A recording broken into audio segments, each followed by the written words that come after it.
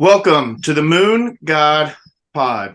I'm your host, Jwow LEX. With me always is my main man, Lovox. And today we will find out what the fox says as Aramunu is debuting some high cutting edge technology. It's fitting that he is wearing a fox avatar because we're going to be talking about some sly foxes in the crypto space. We're going to be titling this episode as kind of I got hacked and how to stay safe. This past week, I got hacked and my collection of akutars and some other notable pieces that I had were I woke up and they were gone. They were out in the streets, WETH offers taken, and it's a crazy thing to kind of experience. Unfortunately, in the crypto space, it is something that is all too common. I want to take this immediate moment to thank Lovox and Aramunu for acting quickly, kind of helping me process the whole thing, recover some of my assets, and I kind of want to get you guys as a perspective, like, because Aramunu, you were the first one. Like, my phone was buzzing, and it was very early in the morning, and I see your name pop up, and I'm like, "What is going on? Why is he calling me?" So what take me through what you kind of saw on your end, and this is a story that has happened because we've all seen it. We, especially since we cover Aku so closely, we'll see like 10, 15, 20 sales, WETH offers taken, and we're like, whoa, someone's getting out. And then it's like, oh, that looks very suspicious. So Aramunu. Yeah, so I think it happens in the Aku community, but I think it happens in every community. Mm-hmm. And so every morning when I wake up, I check ETH price, BTC price, I get on OpenSea, right? And when I got on OpenSea, saw a bunch of akutars floored, and the first thing is I look at the price, I look at what the transfers are, because I don't want to buy stolen goods. And it ended up looking like stolen goods because there was a large amount of akutar sold, and transfers coming out of a certain wallet to another, right? And when you see something like that, it's kind of an indication. And I opened up, had Discord open at the same time. I just saw some others making that same comment. I was like, oh shit, like Jwow got hacked. So that's when I gave you a call. Yeah. So that's how it all transpired for me. Yeah. Lovox. First of all, I want to give a shout out to the MetaMask Fox. I mean, that's just incredible. Like every time I look at it, I just start giggling in my mind.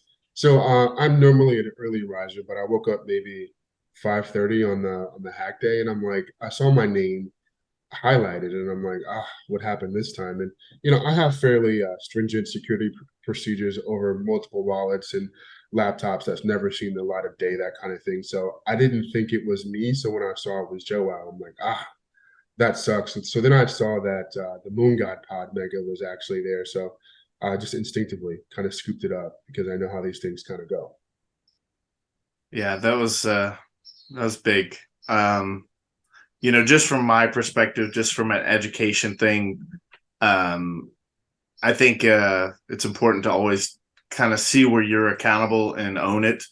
And my accountability stems from my fault is that I did not have the akutars in a hardware wallet, or even on like Nifty Gateway. Not to say that's safer than a hardware wallet. It's certainly not. The ultimate is the hardware wallet. But I had been hacked like a year and a half, 2 years ago, where I connected to a one of those flash sale scam things where you're half asleep and it's like, oh, mint this board 8 for $20, and the too good to be true. And I connected and I got wiped out of a bunch of ETH on that way. For this, I had this wallet and I thought that I had never connected it to anything other than OpenSea. So this is what I really kind of want to dive into for an educational purpose, and kind of my pain as your education as an audience. I hadn't connected it to anything, and I thought by doing that I was being very safe. I was on the phone with Aramunu and just kind of processing, going through everything. It's good to have friends that are smarter than you, and you went through and kind of looked through the ether scan to see if there was anything malicious. I believe that wasn't the case, that we couldn't find anything. So kind of that was actually the hard part, is like trying to figure out where the hack could take place. And at this time, I still don't know.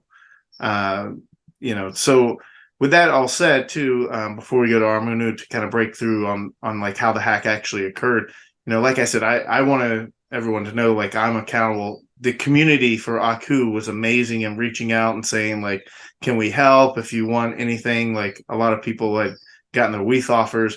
I personally just took it as an L. I don't want anyone's charity. Like, stuff happens.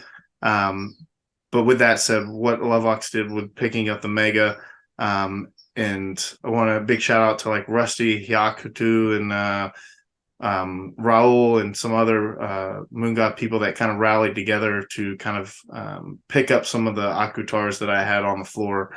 The first thing that everyone told me is, don't look at this as charity. This is thanks for all that me and Lovox do for the community with this Moon God pod, and just being active since the beginning. So really, lots of flowers. This is what makes Aku amazing. Yeah, so I want to say thanks for that, and go to Aramunu now. And you went through the ether scan. You didn't see anything like what I'm guessing. It must have been somehow my computer got hacked. What is your hypothesis? Yeah, so I think my hypothesis is it could be anything. And I guess I want to start off by saying that this is a completely new space. And I know we are all degens trying to make life-changing money. But what the game really is the ability to self-custody permissionless assets. And I want everyone who's listening to this right now to understand that. Now, going into your situation, there's a couple of ways to get hacked that I know. So I'm not a security expert, but I've been in the game for a couple of years. And I do what I can to protect my stuff. So the first way that I would have thought you got hacked is you went on some site. It was a fake site, and said, "Hey, here's a Bored Ape for $20." Mm-hmm. You sign a malicious transaction that enables the hacker to move all your stuff from your wallet to their wallet. Okay, so I think the most common way is that. So when I said I'm gonna go look at your ether scan, I'm trying to look for a malicious transaction that you might have signed, and I didn't see anything, either a malicious transaction or something kind of out of the ordinary. I didn't see that, so I kind of ruled that out of question. And after not being able to see anything, I went to revoke.cash. So revoke.cash, and you see all the approvals that you've made. So if you approved a hacker to move stuff from your wallet to theirs, it would show on revoke.cash. I did not see anything there either. That was weird to me. So my next guess was that you didn't have a hardware wallet. You downloaded something malicious onto your computer, and that file either did a keylogger or something, or broke into a file that has access to your private keys. I don't know if you want to go down to technical stuff, but once a hacker has access to your private keys, they have access to your whole wallet. So would it explain just what private keys are? Yeah. So disclaimer, I'm not an expert, but I'll just Right. kind of explain it the way that I know how. So, what everyone makes like a MetaMask seed phrase, whether it's like 12 words or 24 words, right? We're familiar with that, right? That sounds familiar to you. So Right. those 12 words is or 24 words essentially allows you to that's the secret sauce to everything. That gives you access to your wallet. Um, those 12 words are actually derived from something called a private key. And a private key is just like this super long, it's hexadecimal. So I believe that's the correct term, where it has numbers and letters. And it's extremely long and no one could really remember it, right? It's really, really hard to remember, right? And the 12 or 24 words are actually derived from this really long private key. So if you put the 12 words in order, then it becomes that private key. Mhm. So it's much easier to remember 12 words than a super long hexadecimal number. So that's cryptography for you. So if there are any cryptographers out there, please cut me some slack. But I believe that's all factually correct, and that's So my understanding. Yeah. my, like kind of going through this and just, the ideal scenario is to never have your this private key, the seed phrase, touch like an electronic, basically. So when you are constructing your MetaMask wallet on the computer, and I don't remember when I did it, like, but doesn't that seed phrase, like, I feel like I took a picture of my seed phrase, like a screenshot or something from my computer. So does that mean that it's always going to be vulnerable if someone hacks my computer? Yeah, that's a good question. So I'm actually gonna wrap up the second part of what I was saying for Oh, clarity for the audience, and then I'll dive into your question. Once someone has access to your private key, they can recreate your wallet on anywhere, on any computer, hmm. even if they have or don't have your MetaMask password itself, right? So the audience should know that. Protect your stuff, protect your private key. Now, if your private key if you take a picture of it, if it's on your notes on your computer, and someone hacks your computer, they're gonna take your private key and they're gonna recreate your MetaMask on their computer and steal all your stuff.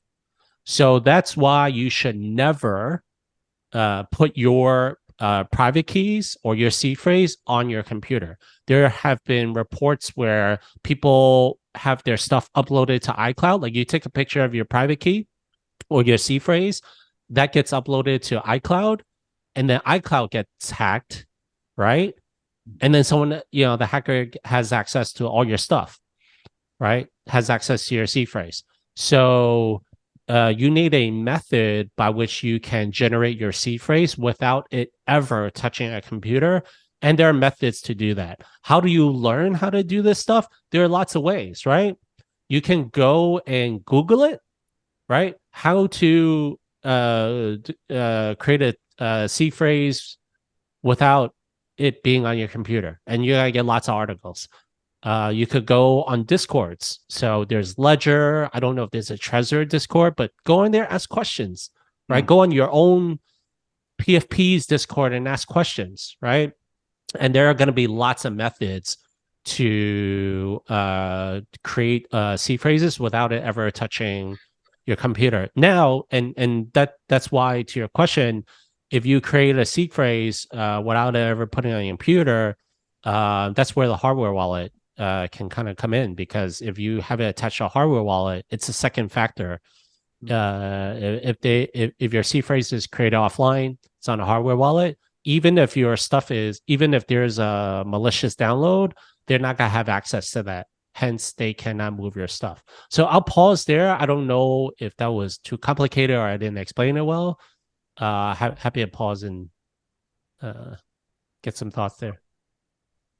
Levox, any thoughts? Yeah, I echo what Aramunu says, and I'd also say that you would there could be malicious content that you downloaded on your computer some time ago and wasn't even aware of it, right? A lot of times you can have malicious software on your computer that's been dormant for quite some time, and all of a sudden, hey, this is the day, and things pop up. You know what I mean? Mm-hmm. Mm-hmm. So, yeah, that's.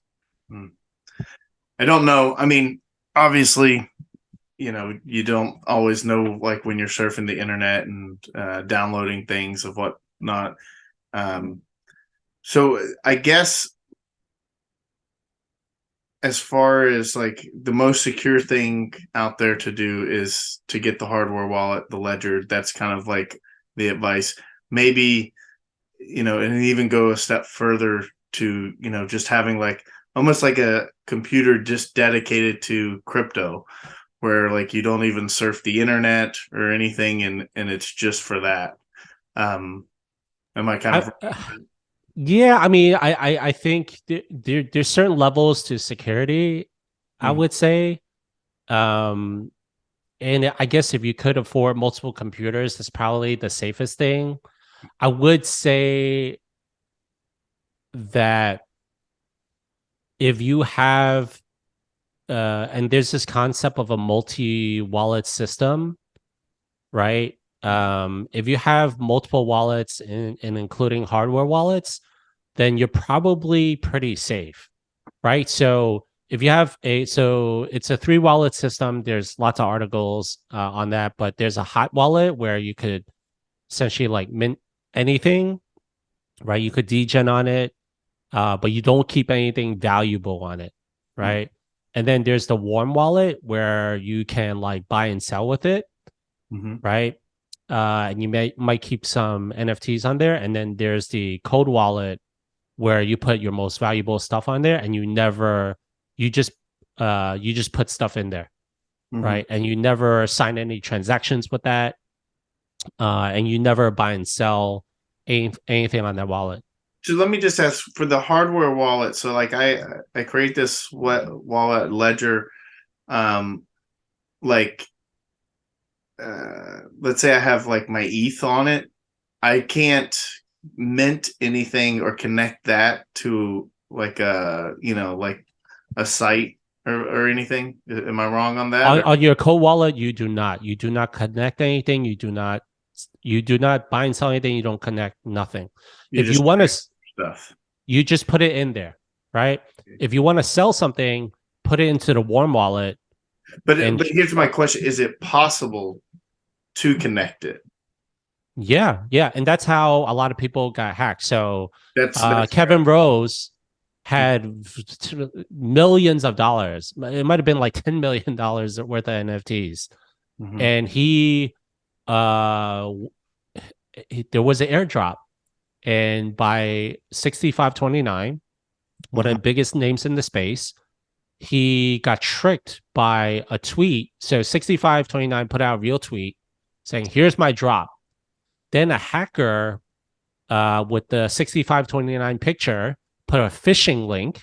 I think this is how it transpired, or it's roughly directionally how it happened. Put a tweet. It looked like a real tweet. It looked like 6529's tweet. Kevin Rose clicked on it, went to a phishing site, approved the transaction with his cold wallet. So if you use your cold wallet and you sign a malicious transaction, and that transaction says you can move stuff out of my wallet to your wallet, your shit is gone. That's why you do not sign transactions from a cold wallet. You just put stuff in there. If you want to. So if I have like Jwow 1 is my cold wallet, my forever storage that I don't connect anything, and I have this NFT that is going to be airdrop something, right? Do I need to then move Jwow, that NFT from Jwow 1 to my Jwow 2 warm wallet, or can it stay in there and the airdrop will just be dropped to the cold? Yeah, if it's an airdrop, then you don't have to do anything because it's gonna get airdropped. But if you have to mint it with the item in, you should transfer it out. Okay. maybe into a warm wallet. And there's probably like a practice for that, whether it's out to the warm or it's into the hot wallet. But you should move it out from your cold into a wallet where you mint. Because when you mint, there's a risk that you're signing a bad transaction. And even if it's in a cold wallet and you approve a transaction that says you can move everything out of my cold into your hacker wallet, you're not protected by a wallet, right? Right. So the transaction matters. So you do not do transactions. So all the stuff it's good to have stuff in a cold wallet, right? It costs more money when you're moving stuff around with gas fees and whatnot, but that's the safest thing to do. Move it out of your cold wallet into a wallet that you can do transactions and you transact from there. Kind of want to move on a little bit and just kind of talk about like the news is in the NFT space of the day. But is there any like closing thoughts on just security, overall opinions on this? I mean, it's happened to me. It's happened to, some pretty big names in this space. Like nobody is immune. And, even when you're doing like kind of being very cautious, like things, still happen. So just kind of closing thoughts, Lovox. It's important to be prudent and to know, right, to do research and to protect your assets. The tough part about this space is it's self-custody. It's yours. It's on you. So if you make a mistake, there's no recourse. There's no like, hey, I want my refund. I want it back. It's a brutal feeling to see that happen. Mm-hmm. Yeah, I mean, I think everyone should realize that this is the Wild West. We're at the bleeding edge of technology. So you need to get out there like it's the Wild West, right? You got to secure your shit.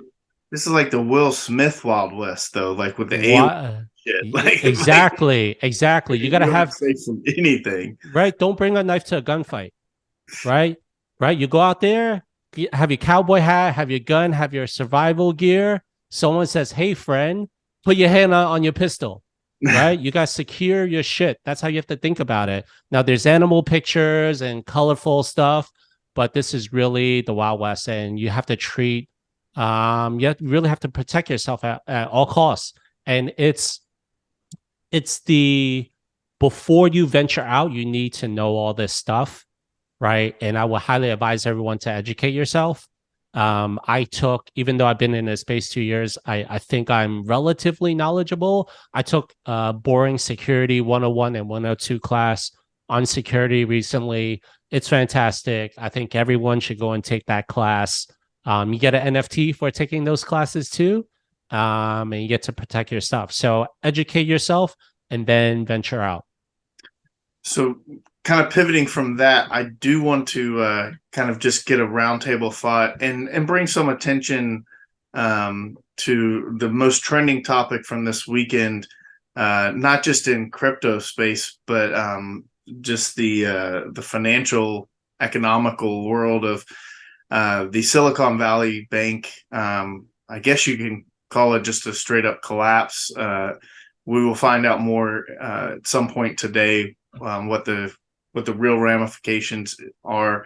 And while it's there have been so much I don't know, like hypothesizing, like just conspiracies, where this is going to go. What I think is important, at least for this community, is that the USDC stablecoin, and if I'm wrong, kind of help me with this, but like it depegged, and that was kind of like they banked with Silicon Valley, and there's also been, so that kind of is like part of the crypto side, and then the other side is like, is this like '07 with this bank like going under? Is it going to be bailed out?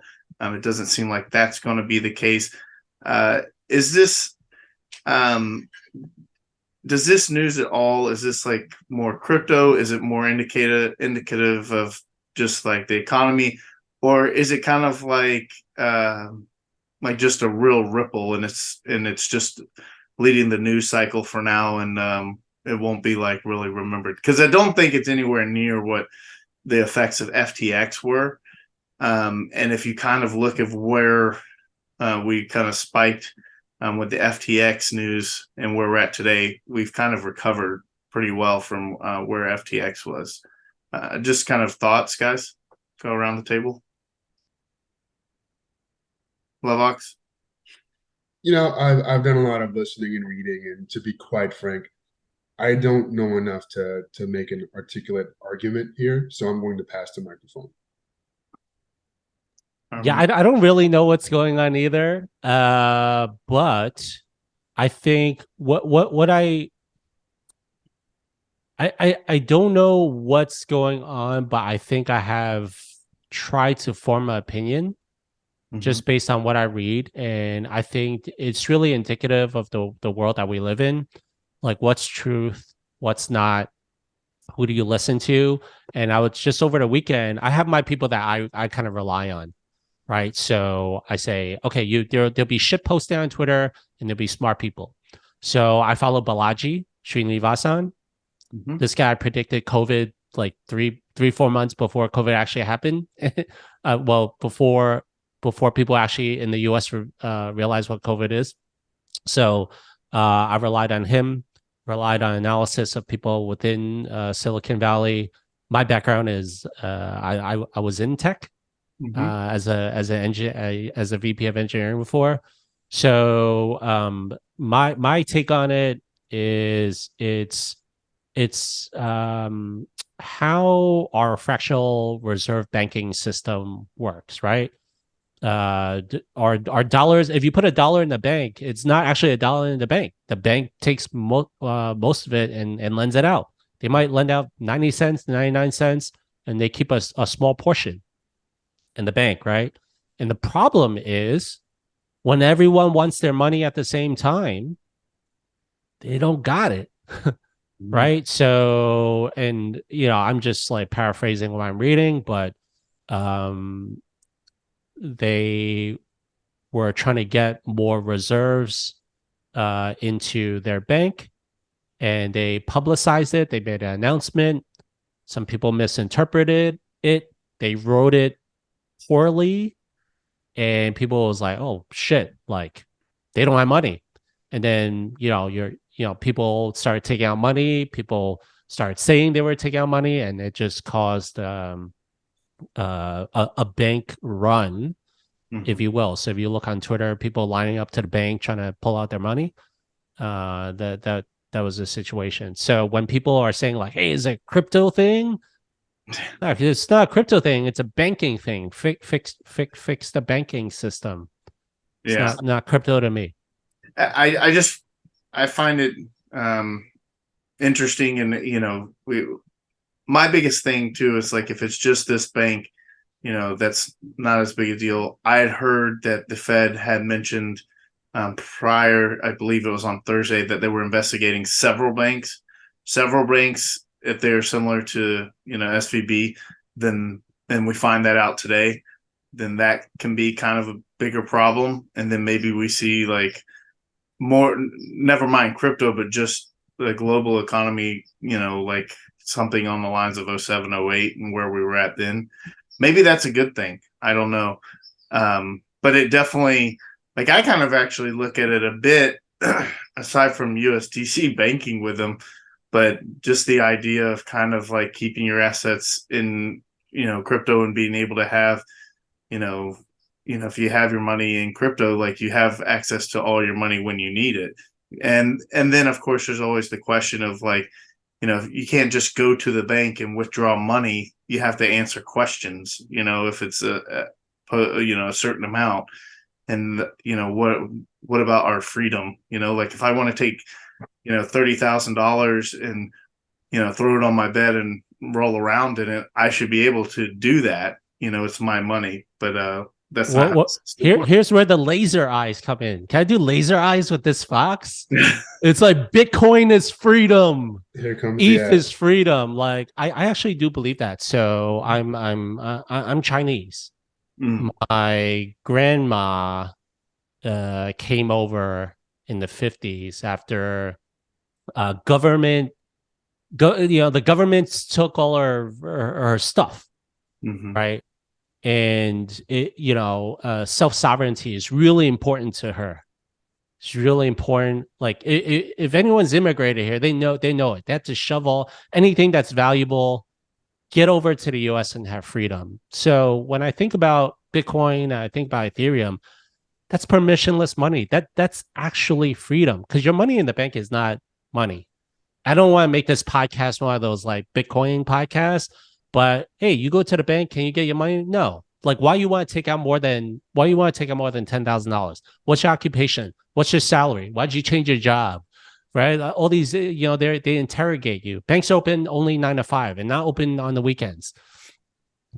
So that's actually not your money. You have $1 in the bank. Is it actually $1? No, it's not actually $1. You need it during really rough times. Go line up. So. Well, I want to kind of wrap things up. I wanted to keep this episode short. Just kind of, I put my pain out there, and hopefully everyone can learn from it, and we move forward. And I want to close on get kind of closing thoughts. This weekend, you look for silver linings and opportunities, and one of the opportunities that happened for me was that I was able to finagle a ticket to get into the Beeple grand opening in Charleston, and this massive event. And it's kind of funny because the people there were joking how it's kind of like we're dancing, having this huge party in the living room while the house is on fire in the crypto space. I just want to kind of gauge, like, what do we think? Like, was this a big event? Did it what does it mean? Or is it just merely just a celebration for us that are within the community? I can tell you from my experience, I was there for about 2 hours. I had some travel commitments that kept me from staying the whole time, but first of all, like, the art displays and the space was massive and really cool. Like, it was 2 rooms. They had installations that were really neat, and the way that the art was displayed in some of these, I don't know what you call them, but the way they displayed it was really cool. But then in that secondary room where most of the videos, where they drop the paper to get the free Beeple, that was on the same lines of like a Van Gogh experience, if you've been to one of those. And he had just like all these artists in like this, all the screens were just kind of showing like a video interpretation of all the art. Really amazing. And I can't say enough, like, Beeple is a man of the people. He was really interactive. There was never any awkwardness. Wasn't like anyone mobbed him. So what if anything, was this just like a cool moment for people and kind of those connected to it, or does this kind of do anything for the overall space?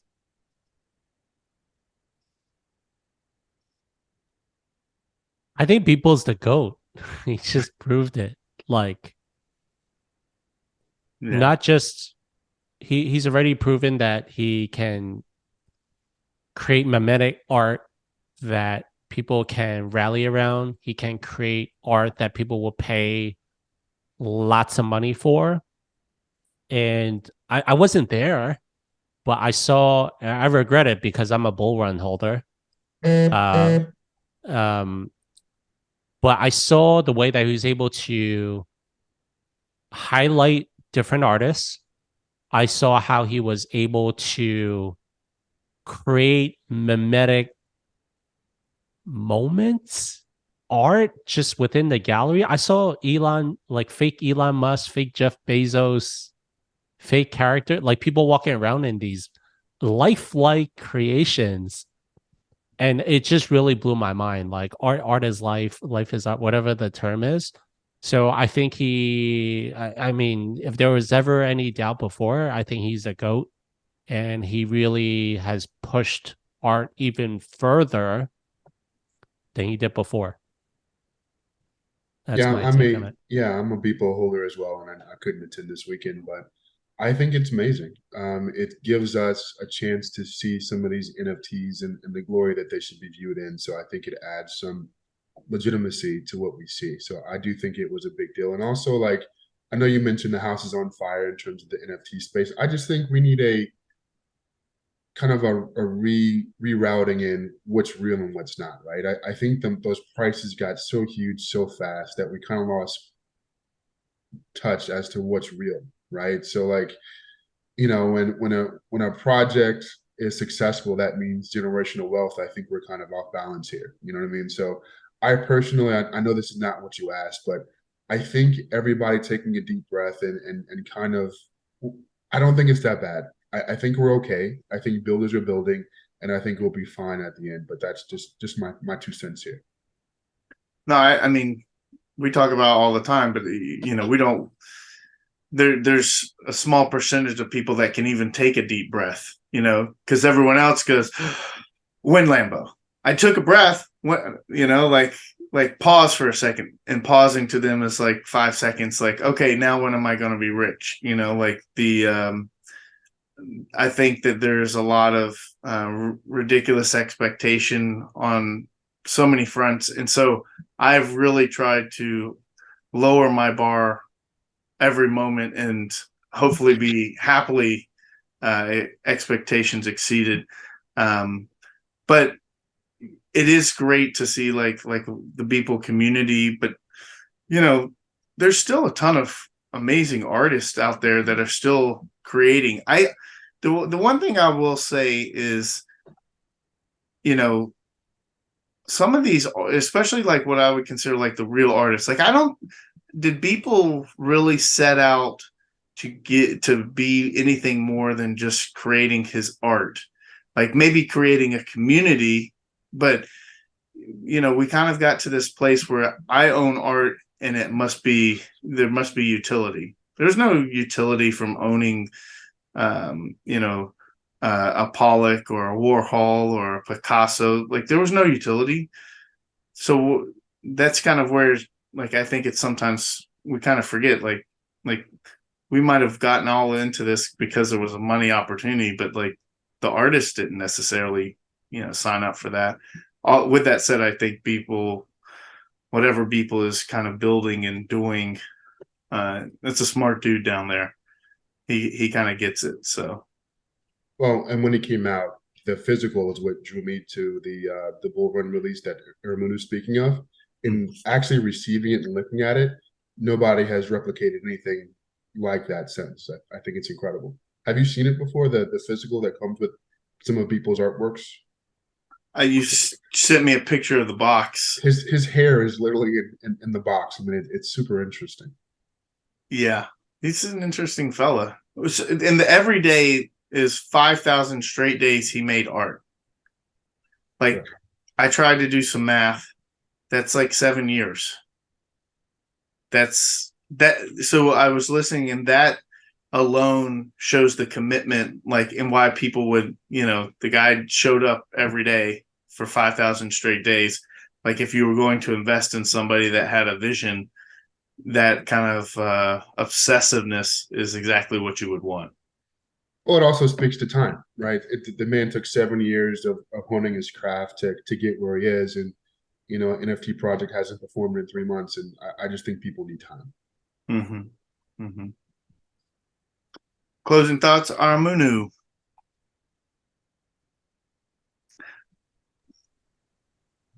It's been a fun one. Yeah. Going through security, what's going on in the world, and we're living in interesting times, a lot of volatility. So my only closing thought is I hope everyone's listening in, learn something. We'll go out there and secure their shit, follow smart people, ask questions, and learn how to survive and thrive in the space. And it is we're kicking off March Madness week.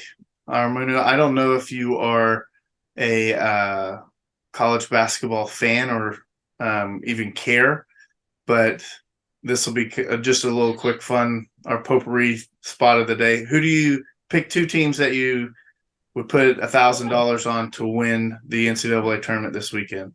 Yeah, I'm not a college basketball guy. So Michael Jordan went to North Carolina, and Grant Hill went to Duke, right? So North Carolina and Duke. I'm an NBA guy. I will lay you $1 million to Oh shit, Carolina if you want to put $1,000. Oh, they suck. They did not make the tournament, and that's actually what I was kind of hoping. But we will. But I am a Duke fan, and we will roll with Duke. Lovox, who do you got? Unfortunately, I put some real dollars on Duke, so I'm rolling with Duke this year. And Marquette, I like Marquette as well. Marquette and Shaka Smart. I'm going to go with Duke because every time I try and fill out a bracket as a Duke homer, I can't find a way where they don't win it all. It just makes sense, and I might be a little biased. My dark horse this year, however, I'm kind of torn. I actually kind of think I think Houston would be really cool for them to win. Kind of a tip of the hat to the Hakeem Elijah and Clyde Drexler and the fraternity of Phi Slamma Jamma. For you young kids, Google that and YouTube that. With that said, we got to hear what the Fox says. Thank you, Aramunu. We're not experts by any stretch, but this is a field that they're really, even the experts aren't necessarily experts, as everything is constantly changing, moving, and flowing. We try and adjust and adapt. Want to say big thanks for Lovox coming on this morning as well. And again, I can't reiterate this as much as the hack and losing my akutars just truly sucked and was a gut punch. I had 24 hours that I gave myself for the pity party. But the biggest gift is seeing how responsive the Aku community was, everybody reaching out. I appreciate all your thoughts. This podcast means the world to me. We're going to stay here. We're going to keep doing it. And we'll learn, we'll grow, and we'll build. So for that, we will see you next time.